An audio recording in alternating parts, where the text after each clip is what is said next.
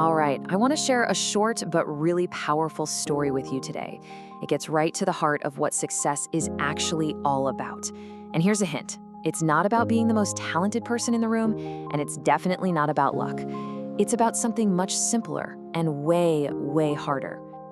So, our story starts with a guy named Daniel. And if you had to sum up his life in one word, that word would be failure. We're talking constant, repeated, soul-crushing failure. Now, to really get where he ends up, we first have to understand just how bad things were.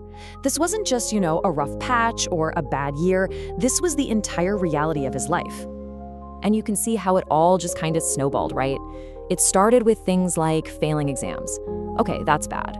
That then leads to him losing jobs. But the real gut punch, the part that really hurts, people just gave up on him. His friends, his family, they stopped believing he could ever amount to anything. So with all that failure coming from the outside world, the real battle started to happen on the inside. This is the moment where everything changes.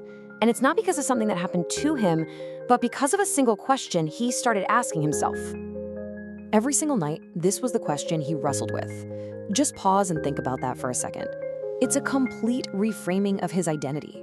Is failure a destination, a final verdict, or is it just a messy, unavoidable part of the journey? That one question, it became his lifeline.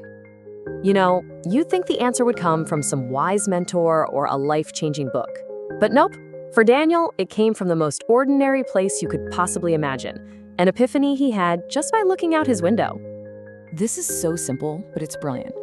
He just looked to the sun, he realized it rises every single day, and it doesn't ask for anyone's permission. It doesn't care if yesterday was stormy and dark. It doesn't need to feel motivated. It just shows up and does its job every single day. And that was it. That became his new philosophy.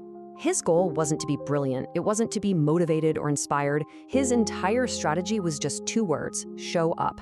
Especially, and this is the key part, especially on the days he felt completely and utterly useless. So he's got this new mindset, but this next part, this is the toughest part of the whole journey. This is the long, grinding, thankless road where that philosophy gets tested day after day with zero reward in sight. This is the work nobody ever sees. He had to learn to operate without the stuff most of us think we need. First thing to go, motivation. He accepted that the feeling of wanting to do it just wasn't going to be there. The action had to come first. The feeling might follow later, or not.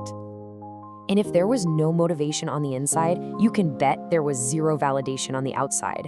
No one was cheering him on. No one was patting him on the back. He was completely alone, working in total silence. So when you strip all of that away, when you take away motivation and you take away applause, what is possibly left to keep you going? Just one thing: the raw, stubborn, non-negotiable choice to do the work anyway. Just pure discipline.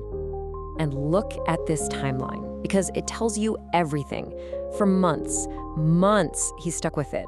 And what happened? Nothing. No visible progress at all. This is the point where almost everyone quits. But he kept going.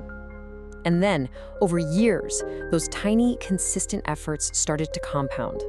And suddenly, everything changed. Which brings us to the payoff. This is the final chapter, where the rest of the world finally sees the transformation that Daniel built in private. The secret to his overnight success is finally revealed. And here we are, full circle. The very same people who wrote him off, the ones who laughed at him, they're now the ones coming to him asking for the secret. How did you do it, they ask. They see the result, but they have absolutely no idea what the process looked like. And his answer is just so perfect. He takes talent out of it, he takes luck out of it, he takes being special out of it.